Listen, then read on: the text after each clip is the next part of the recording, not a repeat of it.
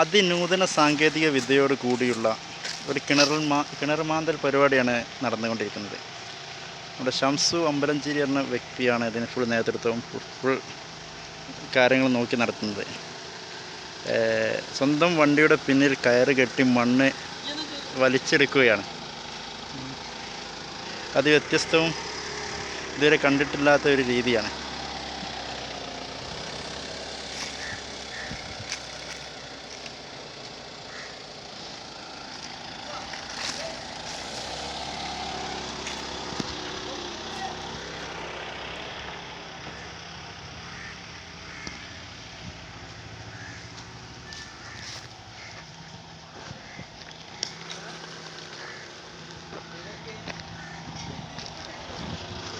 നാല് പടവ് വെള്ളം വേണമെന്നാണ് സംസുഖ പറഞ്ഞത്. കൂടുതൽ വിവരങ്ങൾക്ക് സംസുഖവുമായിട്ട് സൗജന്യ കുടിവെള്ള പദ്ധതിക്ക് വേണ്ടിയിട്ടാണ് ഈ വെള്ളം കൂടുതൽ ചിലവഴിക്കുന്നതാണ് ഇപ്പം കിട്ടിയത്.